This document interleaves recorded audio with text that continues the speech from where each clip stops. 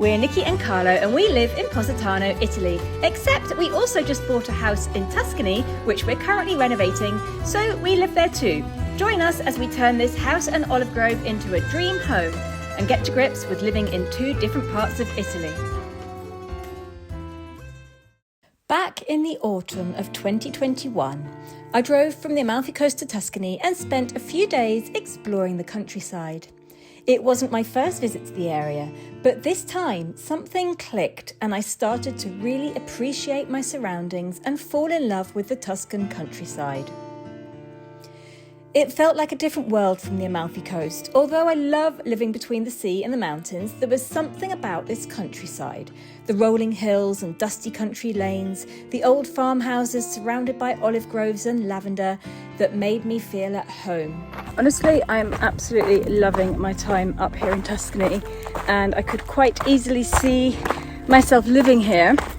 I will have to come back with Carlo and spend some more time exploring and just see what we think of it, because I love it. I love the fact that you can drive everywhere, you can walk, there's all this big open space. I don't miss the sea at all. I think because I grew up not near the sea anyway, it doesn't really matter. Yes, it's a lovely bonus to have the sea near you, but it's not vital. And I love all this countryside. That's me. It's the countryside. That's what I want. So we're going to drive around this area and explore and just dream of buying a house here one day. A little dream had planted itself in my head, and like a seed, it slowly started to take root and grow. A few months later, we stopped in Positano for a few days on our drive back to Positano from England. I was curious to see what Carlo thought of the area. Needless to say, he loved it just as much as I did, and my dream became his too. Io resterò se vuoi, io resterò se vuoi. Oi Marie, oi Marie. Mi piace da morire qua. Qua sembra la strada che abbiamo per andare a casa. Ulivi, magari c'è un Michele qua sopra da qualche parte che sta podando gli alberi o raccogliendo qualcosa. Molto bello. Looking at properties for sale online, we quickly realised that many of them were much cheaper than Amalfi Coast properties. We could even afford some of them, so we started making a plan.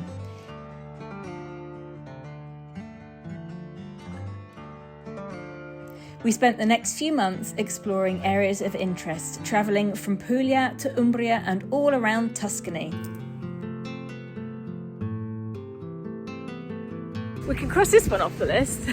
That's one town down. Siamo in Toscana, Orbetello, Santo Stefano, Grosseto, Punta Ala, Follonica, Petigliano. Ti difendo io se succede qualcosa. At first, we were looking for bigger properties that we could use as a guest house with rooms to rent out. We found some beauties, but they all needed way more work than we could afford.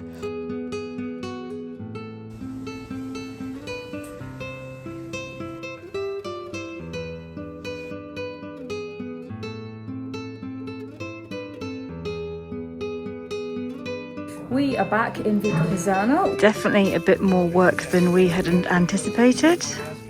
Big renovation job, and that's not for us. So we're now in Umbria. This is the first property that we've been looking at in Umbria.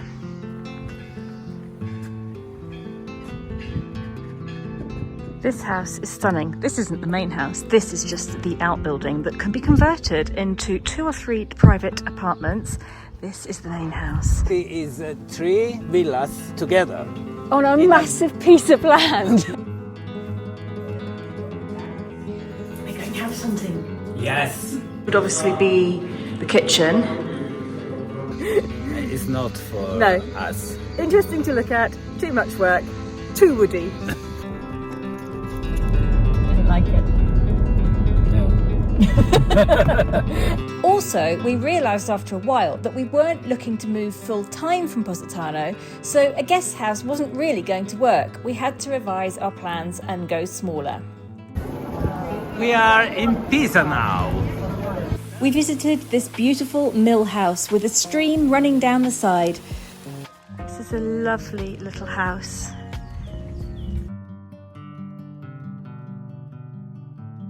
No, it's not the one we thought we were seeing.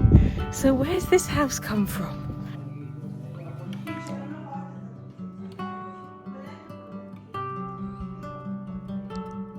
Today we are going to see a property that I am very excited about. Finally, we had come across a small house that ticked all of the boxes and unbelievably was way cheaper than any of the other houses we'd seen at all. This is some previously unseen footage of the very first time we visited the house.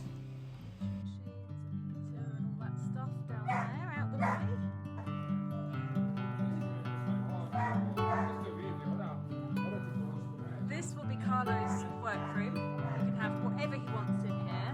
Look at the views out there.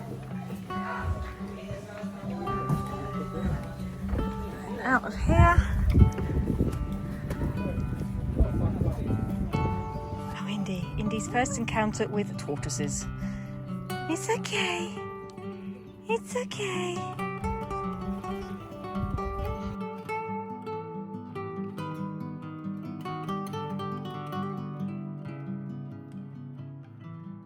Solo fa vedere la stanza grande. It's the big room, and it's got floor-to-ceiling windows, skylights, and then there's another room here that you could easily fit a double bed into. Bathroom, another bedroom with, look at the view, most amazing view. And there's a massive storeroom walk-in wardrobe in there, like really big. Goes all the way around. Vogliamo fare un'offerta per la casa che abbiamo visto stamattina. Just made an offer for a house. This is my first time of making an offer for a house in Italy in Italian. I've done it before in England.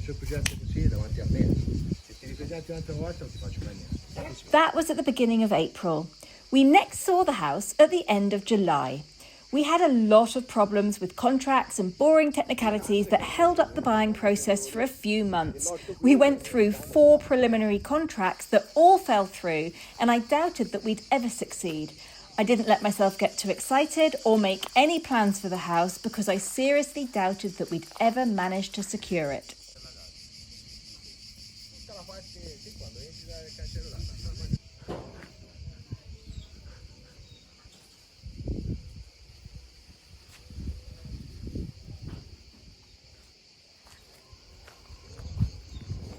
Mai c'era una piscina nel giardino?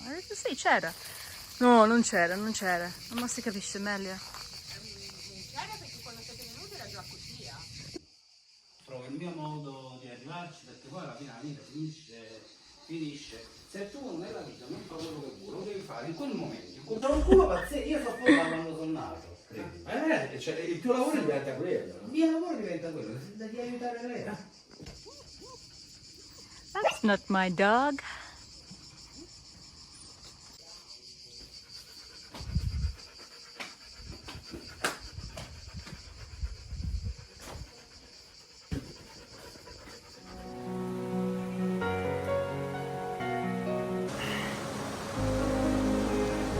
This has been the most complicated and frustrating process either of us have ever been through. There has been tears, there has been arguments, there has been hours and hours and hours of phone calls.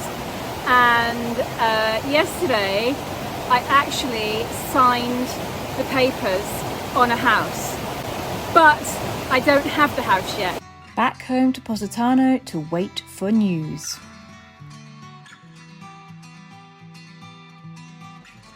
At last, in September, it looked like all the documents were in order. No, la casa è nostra, dai. He says, yeah.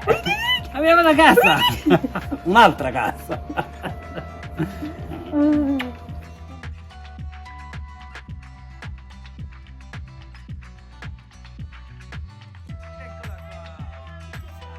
We finally got the keys on the 11th of January and started moving our belongings in while the exes were still moving the last of their stuff out. But finally they left and we could start work.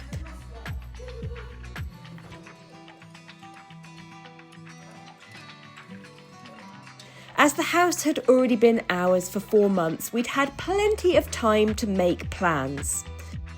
The kitchen would be the most used and lived in room of the house, therefore the most important room to renovate and get up and running. The tiles, don't want that bit. The exes had done us a favour here, taking everything including the kitchen sink. So we scoured the second-hand markets and quickly made a temporary working kitchen with a bargain €25 sink unit and a free cupboard that we found at the back of the house. One sofa. I'd sketched out exactly how I wanted the new kitchen. I'd even made a 1:20 scale model out of cardboard. Now, we all know that Carlo could have easily built the kitchen for me.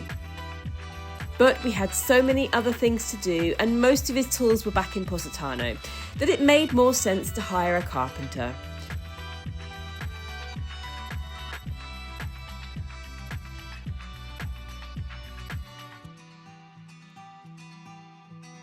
We found Mirko via a man in a bar and he took one look at my sketch, suggested a couple of changes and said yes.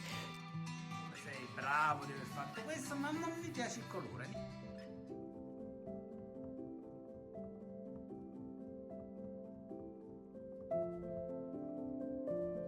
2 months later and he'd created everything I'd asked for and installed it all in a day.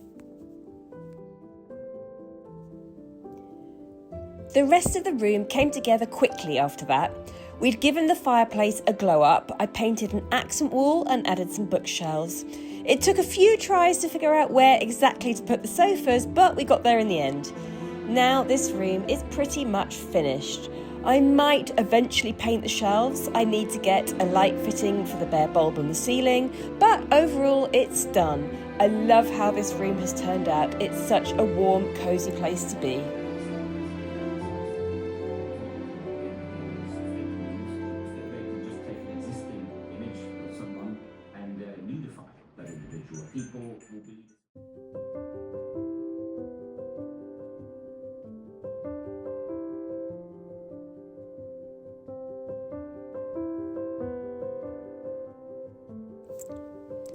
After the last 13 years sleeping in a low-roofed mezzanine platform, I was excited to have such a big bedroom.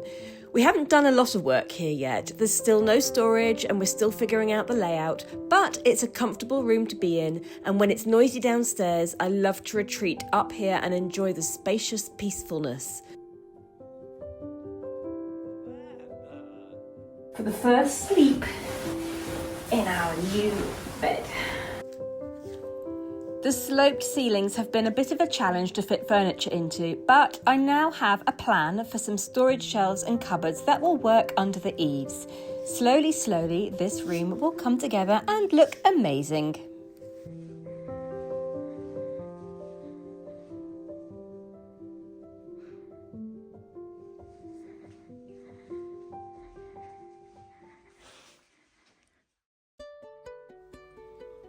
The front porch has the best view, but had been previously used as a place to hang washing. I had bigger plans as soon as we figured out where to move the woodpile.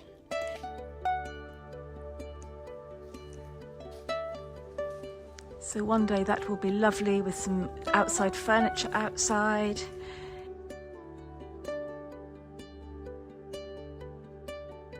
At first it was just a dumping ground, but then when I was away one day, Carlo bought a set of very ugly furniture for €50 and challenged me to make it look good.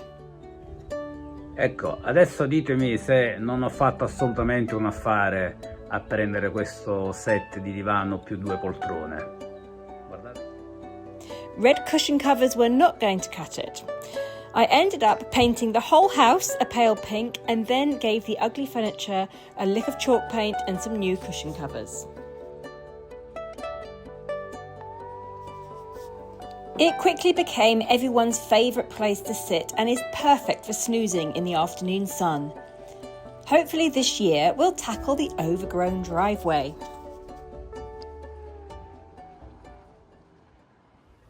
Another bedroom with, look at the view, most amazing view. And there's a massive storeroom walk-in wardrobe in there, like really big. Goes all the way around. The first thing we did in this bedroom was tear down a partition wall that transformed it from a cramped bedroom with a huge wardrobe into a rather large room that can now sleep a family of 4. Ah, wow! We haven't done much else here yet, as this room has been claimed by Sky, so she gets to decorate it herself next time she comes.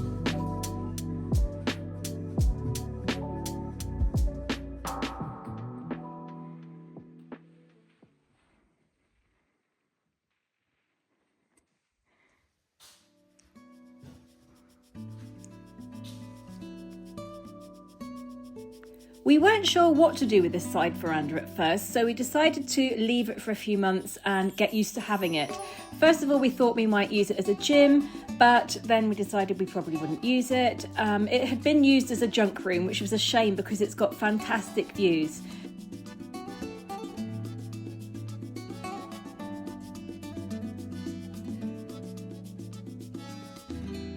Eventually, we decided to turn it into a dining room. We've only just started renovating this room, so we haven't finished it yet, and we still haven't used it, but I'm really happy with how it's coming along.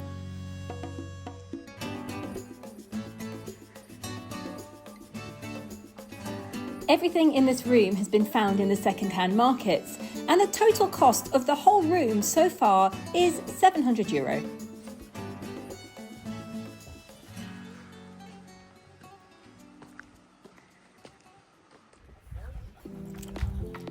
When we first saw the house, there was a dilapidated pool in the back garden. But on our second visit, the pool was gone, leaving a gaping hole. Abiding by local building regulations, we found an above-ground pool that would slot perfectly into the hole and fill the gap nicely.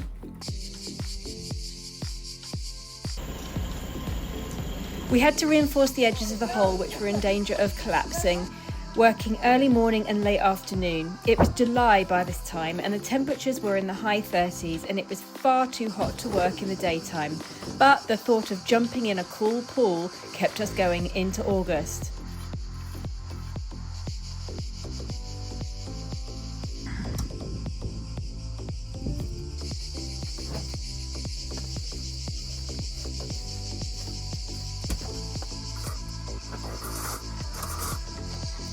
Assembling the frame of the pool was the most frustrating job we've done so far, and we were lucky to have some very helpful friends who gave to give us a hand.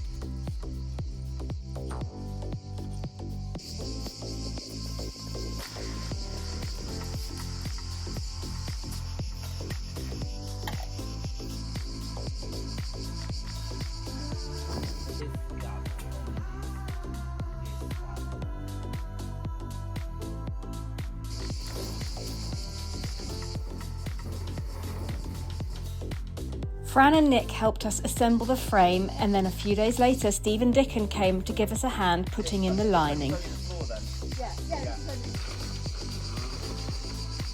Nope. So I've started again.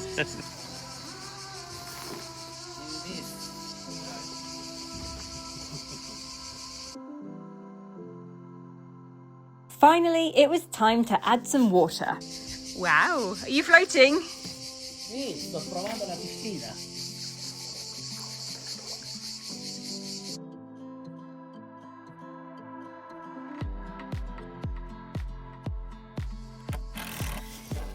We had to redo the decking, which was rotten, but the frame underneath was still good, so we waterproofed that and then added the new deck on top.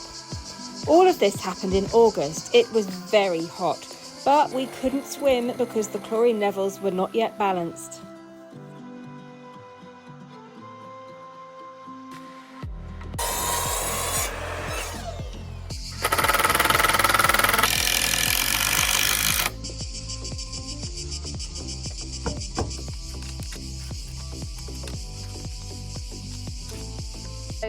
here across the front.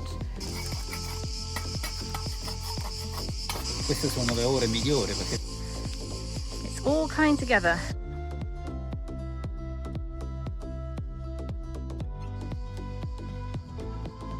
Screws, so everything's being reused, which is brilliant. sono riuscito a finire il muro, quindi la pompa, il motore. Un pochino più indietro per avere accesso a questa. Hello. It's still not quite finished. We want to do some plants around the edges, but now it's winter and we have to wait until spring.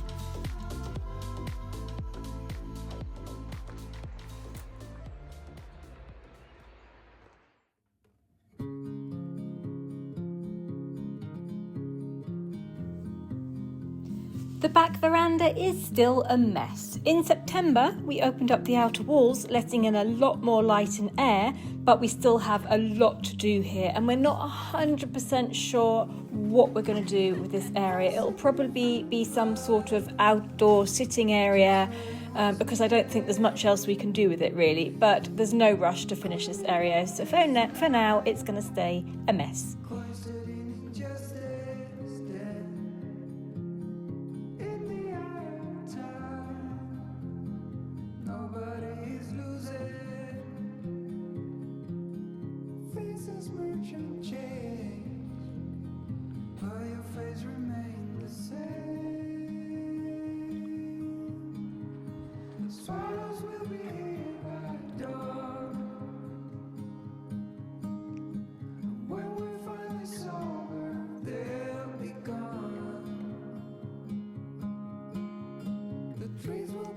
The guest bedroom is downstairs and has an ensuite bathroom. We gave it a coat of fresh paint and bought a bed from IKEA. The rest of the furniture is second hand.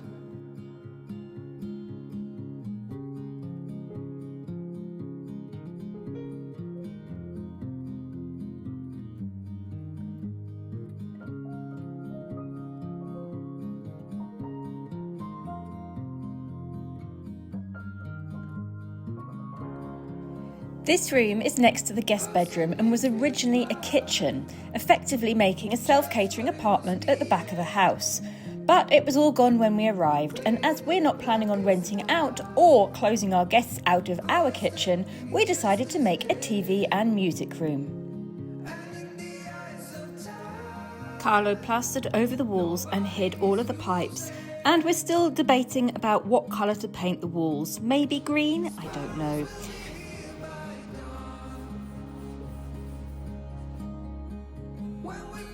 I've recently bought a second-hand piano, and I have a few more instruments to bring back from Positano and Dad's house, but this room is starting to feel very cosy.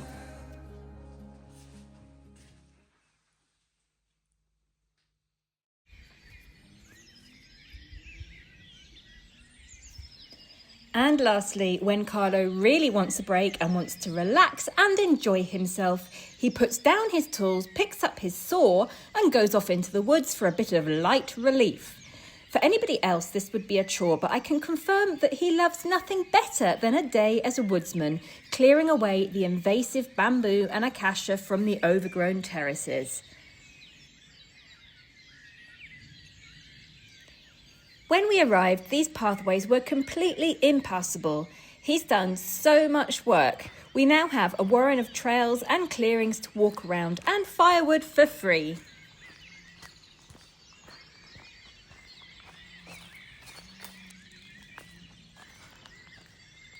And don't worry about the smoke, I just happened to be filming this the day he'd done a couple of bonfires and was burning some of the smaller branches and bamboo shoots.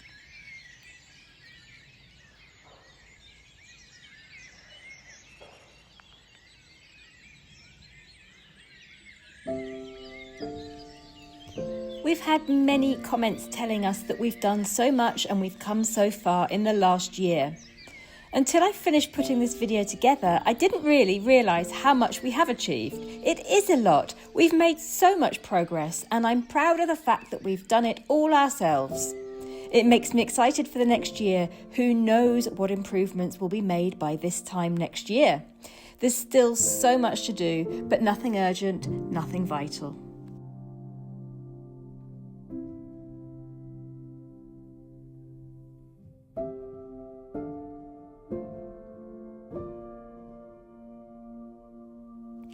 We need storage for clothes and linens, a few rooms need to be finished still, the front driveway needs a makeover, and plenty more. But this year we'll take it a bit easier and spend a bit more time at our old house in Positano and exploring this area too.